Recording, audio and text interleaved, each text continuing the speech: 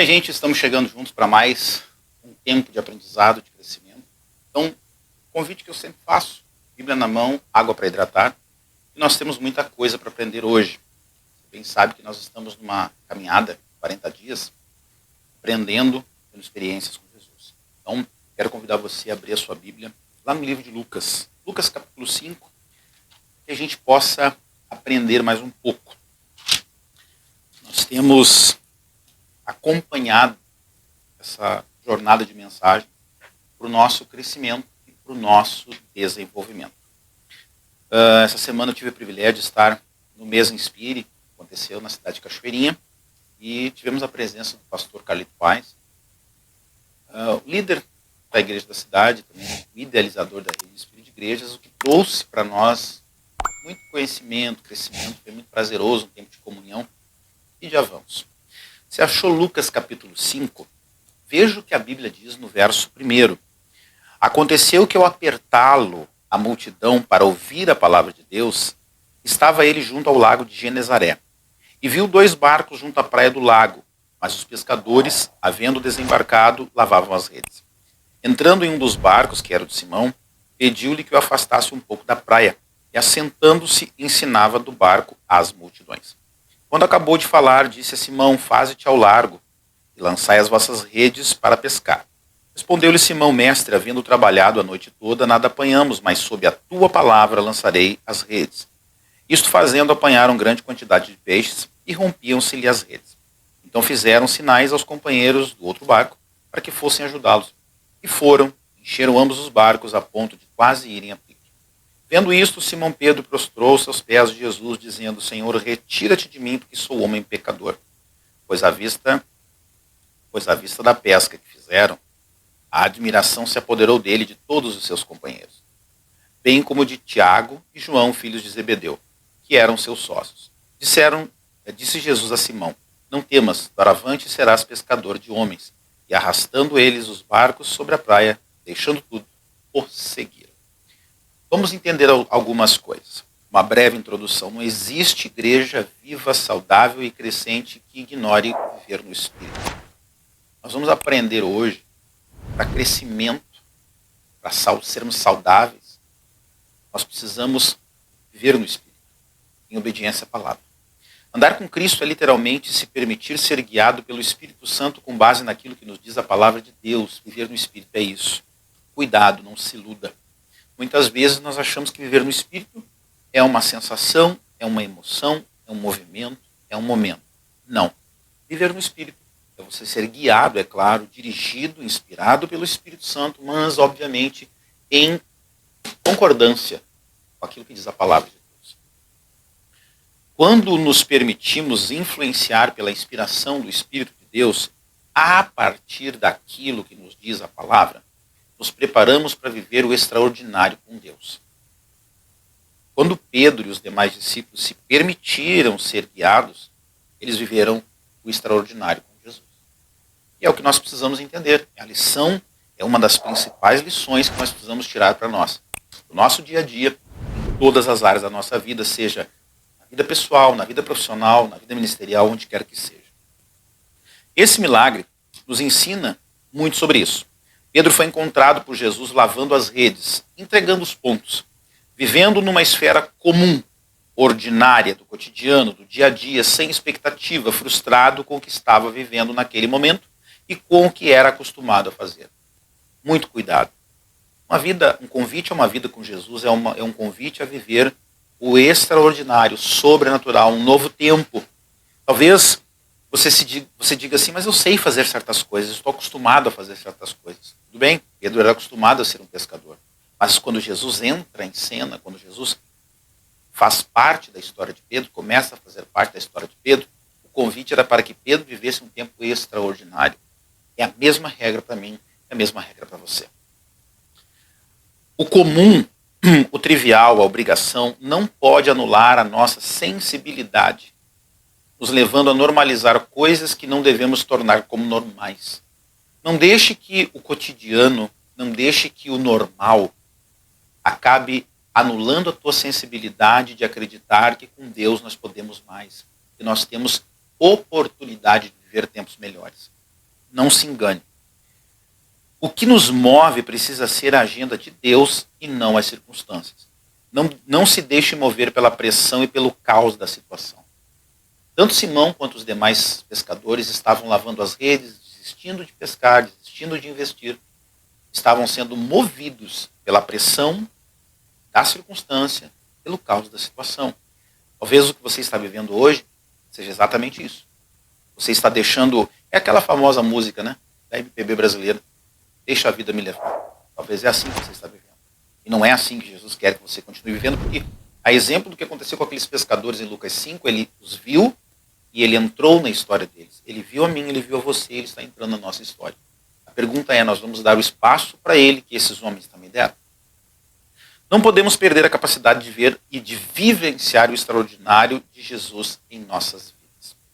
Primeira lição, busque a Jesus pela motivação correta. Talvez esse seja um dos grandes problemas, se não o maior de todos em nossos tempos. As pessoas buscam Jesus por uma infinidade de razões, por uma diversidade de motivos. Mas olha o que a Bíblia diz no verso 1. Aconteceu que eu apertá-lo a multidão para ouvir a palavra de Deus. Por maiores que sejam as nossas necessidades, não podemos buscar a Jesus pela razão errada. Não se iluda. O nosso intuito ao buscar Jesus precisa basear-se em ter mais da sua presença em nossas vidas e conhecer a sua palavra. Busque a Jesus pela razão, pela motivação correta. E aí eu trago a primeira pergunta. O que está por trás da sua busca a Deus? Por que você busca a Deus? Por que você ora? Por que você lê a Bíblia? Por que você vai à igreja? Você sabe responder de pronto? E se sabe responder, essa resposta tem a ver com os 2 pontos que nós vimos aqui, mais da presença dele na minha vida e mais de conhecer a sua palavra? Se questione sobre isso. Segundo ponto, procure fazer as coisas com excelência e dedicação. Versos 2 e 3. E viu 2 barcos junto à praia do lago, mas os pescadores, havendo desembarcado, lavavam as redes. Entrando em um dos barcos, que era o de Simão, pediu-lhe que o afastasse um pouco da praia e, assentando-se, ensinava do barco as multidões. Mesmo em meio à frustração, Simão não deixou as coisas para trás de qualquer jeito, frustrado pelo momento. Se você já viu pescadores, você sabe que toda vez que eles terminam o seu trabalho, terminam o seu processo de pesca, eles lavam as redes, eles limpam os anzóis, eles lavam o espinhel que alguns usam, eles deixam o seu material de pesca limpo e adequado para a próxima pesca. Se você não fizer isso, se você for deixar para limpar quando for da outra vez que você for pescar, pode ter um grande prejuízo. Então Simão, mesmo frustrado, ele não deixa o seu material de trabalho, o seu material de pesca, de qualquer jeito. Isso mostra em Simão que ele tinha excelência para trabalhar, para fazer as coisas. Nós precisamos ter excelência para fazer as coisas. Apesar de tudo, ele lavava suas redes e deixava tudo nas melhores condições possíveis para retornar ao seu trabalho quando fosse o momento adequado. Às vezes nós queremos que Jesus opere, que Jesus faça as coisas, mas deixa eu explicar uma coisa para você. Para que a gente viva o melhor com Deus, nós precisamos ter organização. Nós precisamos ter excelência, nós precisamos ser dedicados. Não podemos fazer as coisas de qualquer jeito. Jesus fazia tudo com excelência e organização. Não há crescimento duradouro e genuíno onde não há organização. Na multiplicação dos pães e peixes, Jesus frisou a organização. Lá em Marcos 6, nos versos 39 e 40, Jesus manda que eles organizem as pessoas em grupos de 50 e 50 e 100 e 100. Para só então realizar o milagre da multiplicação. Eu trago uma frase. A excelência honra os céus e abençoa as pessoas. Se nós não sabemos nos organizar, se nós não sabemos ter excelência para fazer as coisas, nós não podemos esperar que Deus vá nos abençoar. Quando Jesus transforma água em vinho, ele dá uma ordem específica àqueles servos. Eles deveriam encher as talhas, havia uma ordem, uma regra a ser seguida. Primeiro encher as talhas, depois que as talhas estivessem cheias, eles deveriam tirar o conteúdo e levar ao mestre-sala. Veja que Jesus seguiu um processo. Nós precisamos ter isso na nossa vida. E aí eu trago mais uma pergunta. Como você reage quando as coisas não fluem do jeito que você espera? Muitas pessoas se decepcionam, se frustram, jogam tudo para cima e levam as coisas de qualquer jeito. Talvez esteja aí o grande problema pelo qual nós não estejamos vivendo aquilo tudo que queremos viver com Deus. Terceira lição, não tenha medo da profundidade. Verso 4, quando acabou de falar, disse a Simão, faze-te ao largo, mar alto, em algumas traduções, e lançai as vossas redes para pescar. Fomos moldados, isso é muito comum, pelo famoso ver para crer. Mas com Jesus o segredo é obedecer para ver. A ativação do extraordinário vem pelo obedecer às ordens do mestre. E às vezes nós receamos, nós deixamos de viver essa profundidade. Se permita, não tenha medo de ir mais fundo com Jesus. A religiosidade deforma, o evangelho de Cristo transforma, aprofunda e molda. Jesus sempre nos levará para uma maior profundidade. Saia da superficialidade, do raso. Aceite que aquilo que Jesus tem para você vai muito além do que os seus olhos enxergam, mas para isso é preciso que você aceite o precioso convite do Mestre. Quão profundo você tem permitido que Jesus leve você? Às vezes nós vivemos no raso, numa superficialidade latente. Nós nos limitamos a uma vida religiosa. Oramos quando precisamos de algo, pedimos a Deus quando queremos alguma coisa e nada além disso. Não tiramos um tempo para crescer na presença dele, não tiramos um tempo para avançar com ele. Cuidado. Que práticas espirituais você tem usado ou você alimenta para crescer com Jesus? Para se permitir ir mais fundo com Jesus? Você talvez é daqueles que só lembra de Jesus quando as coisas ficam difíceis? Isso fala muito mais sobre nós do que com certeza sobre Jesus. O segredo está em obedecer a Jesus. Verso de número 5. Respondeu-lhe Simão, mestre, havendo trabalhado toda a noite, nada apanhamos, mas sob tua palavra lançarei as redes. Simão deixa claro para o mestre que, apesar de ter se frustrado, iria fazê-lo em obediência ao que o mestre estava dizendo. Fomos moldados pelo famoso ver para crer, mas com Jesus o segredo é obedecer para ver. A ativação do extraordinário vem pelo obedecer às ordens do mestre. E aí eu trago uma pergunta, você é pronto para obedecer às ordens de Jesus ou costuma questioná-las?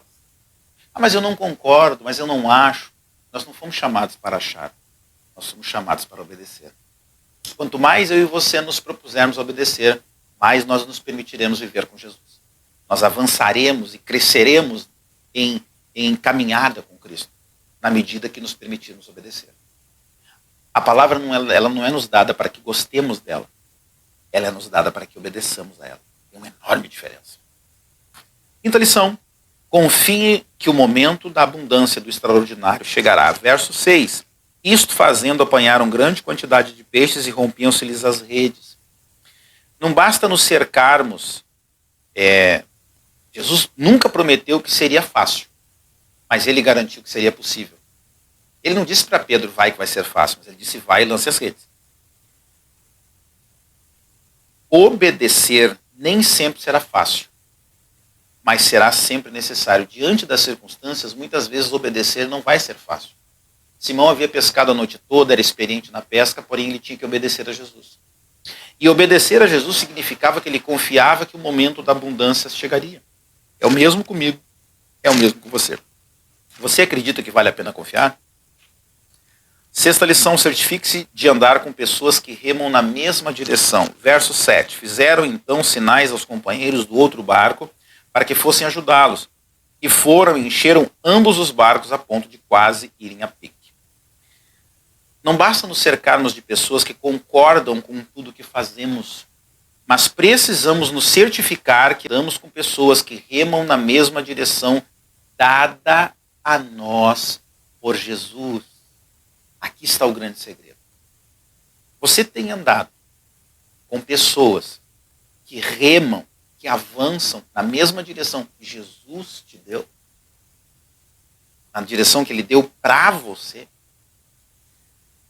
Existe um engano sutil, uma suave confusão de acharmos que amigos são aqueles que falam o que queremos ouvir, porém amigos de verdade são aqueles que têm coragem de dizer o que precisamos ouvir. Eu costumo fazer uma comparação, quem gosta de carinho e afago na cabeça é cachorro. Se você vive correndo atrás das pessoas, mendigando a atenção, o carinho e o afago delas, existe uma coisa errada. Tome muito cuidado. Se você é aquele tipo de pessoa que faz tudo para se adequar aos padrões dos outros, tem algo errado. Não é você que tem que se adequar ao padrão dos outros, mas o ambiente que precisa se adequar ao que Deus colocou na sua vida. Jesus nunca se adequou a ambiente algum. Jesus nunca fez nada para ser agradável, para ser aceito pelos outros. Você é daqueles que faz de tudo para ser aceito no ambiente que você está? Você vai na vibe dos amigos? Você vai na vibe dos coleguinhas?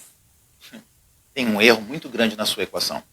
Mas hoje, mais amanhã, isso vai te custar caro. Não seja alguém que faz tudo para se adequar e ser aceito. Seja alguém que sabe quem é. Alguém que sabe porque foi chamado por Jesus. E alguém que sabe ser agente de influência no ambiente que está. De quem você tem se cercado, são amigos de verdade, remam na mesma direção que Deus deu para você. 7ª lição. Reconheça quem é Jesus na sua vida. Verso 8. Vendo isso, Simão Pedro prostrou-se aos pés de Jesus, dizendo: Senhor, retira-te de mim, porque sou pecador. A menos que reconheçamos quem Jesus é em nossas vidas, não conseguiremos viver o extraordinário com Ele. Trends, tendências, modismos passam. Talvez você está se perguntando, trends, são aqueles costumes que surgem e vão, sabe? Se você parar para pensar, há pouco tempo atrás nós tínhamos modismos, costumes. Jesus é eterno. Lá em Mateus 24, verso 35, ele diz: céus e terra passarão. Ou seja, tudo vai passar, menos a minha palavra. Jesus não nos chamou para sermos hypes. Aí você vai dizer assim, o que é hype? Hype é o exagero de algo. Ou no mundo do marketing é uma estratégia para enfatizar alguma coisa, alguma ideia, até mesmo algum produto. É um assunto que está dando o que falar. É algo que está na moda e que é comentado por todo mundo. Nós não fomos chamados nem para ser hypes, nem para sermos virais. O que é viral? Viral é um conteúdo que acaba ganhando uma grande repercussão, muitas vezes inesperada na web. Você já deve ter aberto alguma mídia social, ter visto inúmeros assuntos com grandes repercussões. Eu vou te dizer um agora. Hoje é dia 25 de fevereiro de 2024. A última semana, um assunto que se tornou viral nas redes sociais foi uma canção entoada por uma garota chamada Aimee. Muitas pessoas falaram contra, outras falaram a favor, mas não nos cabe julgar. Nós não fomos chamados para julgar. Então, viral é quando a coisa ganha uma proporção absurda.